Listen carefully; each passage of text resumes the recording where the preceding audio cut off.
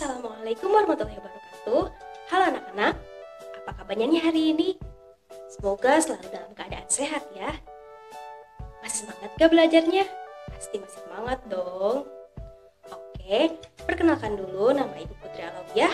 Kalian bisa memanggil Ibu dengan sebutan Ibu Putri. Kalian tahu gak sekarang kita mau belajar apa? Apa ya kira-kira? Iya betul, kita akan belajar mengenai bencana alam. Nah, mungkin kalian pernah merasakan atau mengalami bumi yang kita pijak itu seperti bergoyang. Atau mungkin di antara kalian ada yang pernah mengungsi ke rumah orang lain karena rumah yang kalian tempati itu tergenang oleh air. Atau mungkin juga kalian pernah melihat gambar seperti gambar ini. Sebenarnya apa sih yang terjadi dari kejadian yang kalian alami itu?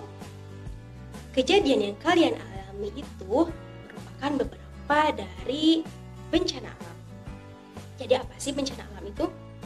Bencana alam itu merupakan sesuatu yang bisa menyebabkan kerusakan, kerugian, dan penderitaan yang disebabkan oleh peristiwa alam seperti hujan, gempa bumi, angin, dan lain sebagainya. Kenapa sih bisa dikatakan menyebabkan kerusakan dan kerugian? Nah, seperti yang kalian alami tadi, ketika air mengenangi rumah kalian, akan banyak barang yang digenangi oleh air tersebut dan bisa menyebabkan kerusakan dan kerugian kepada kita. Nah, jadi begitu ya anak-anak, pengertian dari bencana alam.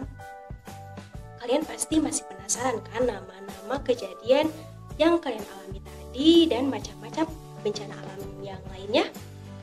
Oke, simak terus video ini ya. Oke anak-anak, jadi macam-macam bencana alam itu ada banjir, tanah longsor, angin puting beliung, gempa bumi, tsunami, dan gunung meletus.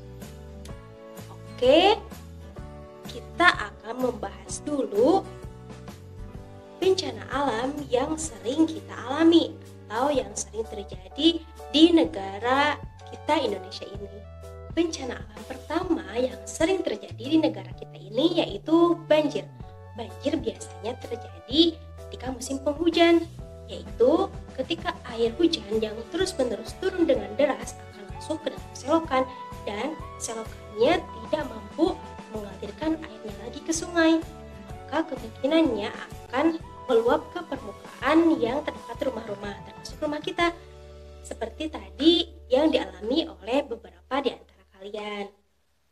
Jadi, untuk mencegahnya lagi, kita harus menjaga kebersihan selokan. Jadi, kalian jangan membuang sampah sembarangan, apalagi ke dalam selokan.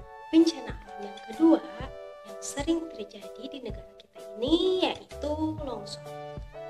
Longsor biasanya terjadi di daerah pegunungan ataupun perbukitan dan juga terjadi ketika musim penghujan, yaitu ketika air hujan yang turun terus-menerus sampai ke dalam tanah yang tidak memiliki pepohonan yang dapat menyokongnya, maka tanah itu akan ambruk ke bawah dan itulah yang disebut longsor.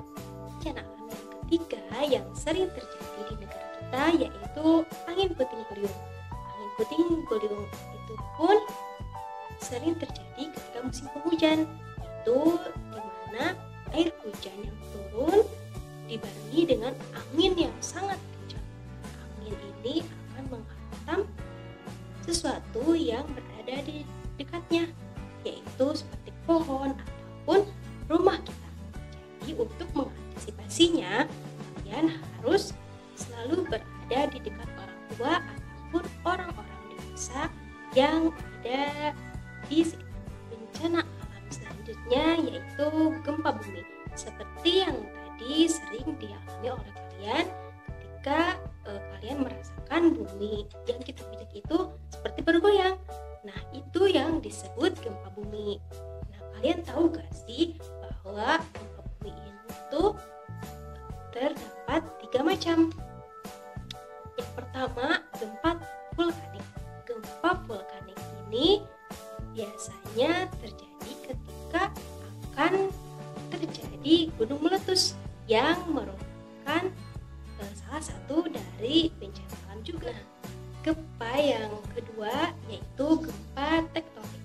Gempa tektonik ini yaitu gempa yang terjadi karena pergeseran atau bertabrakannya lempengan batu yang berada di dalam perut bumi. Nah, gempa tektonik ini merupakan gempa yang sering kita alami atau yang sering terjadi di negara kita ini. Gempa yang ketiga yaitu gempa reruntuhan. Gempa reruntuhan ini terjadi ketika ada bangunan yang sangat tinggi itu runtuh ataupun tanah yang berada di dataran tinggi itu runtuh, seperti longsor tadi. Nah, itu pun longsor dan reruntuhan itu pun bisa menjadi penyebab gempa bumi. Bencana alam yang terakhir yaitu tsunami. Tsunami terjadi ketika gelombang air laut sampai ke daratan. Nah, penyebab tsunami itu pun dapat terjadi karena beberapa hal. Yang pertama dapat disebabkan oleh terjadinya gunung meletus yang berada di dasar laut. Nah, yang kedua dapat terjadi karena gempa bumi di dasar laut. Dan yang ketiga karena terdapat kelongsoran di dasar laut. Nah, itulah beberapa macam dari bencana alam. Jadi, kita dapat menyimpulkan bahwa bencana alam itu merupakan sesuatu yang bisa menyebabkan kerusakan, kerugian, dan penderitaan yang disebabkan oleh peristiwa alam seperti hujan, angin, gempa, dan lain sebagainya. Nah, beberapa macam dari bencana alam ini yaitu banjir, longsor, angin puting beliung, gempa bumi, gunung meletus, dan tsunami. Nah, pesan dari Ibu untuk mencegah bencana alam yang sering terjadi terutama banjir dan longsor, kita harus selalu menjaga kebersihan lingkungan. Itu dengan cara tidak membuang sampah sembarangan dan buang sampah pada tempatnya. Dan juga kita harus belajar untuk bercocok tanam. Kita harus selalu berdoa kepada Tuhan agar dijauhkan dari mara bahaya bencana alam. Nah, selanjutnya Ibu mempunyai 3 pertanyaan untuk kalian jawab. Kalian jawab yang benar ya.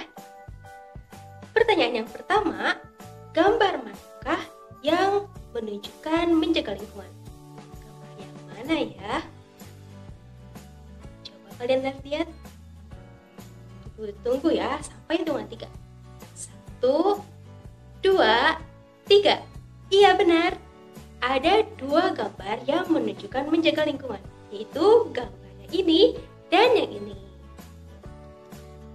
Pertanyaan yang kedua, dinamakan peristiwa apakah ketika air meluap ke permukaan dan sampai menggenangi rumah-rumah kalian? Peristiwa apa ya?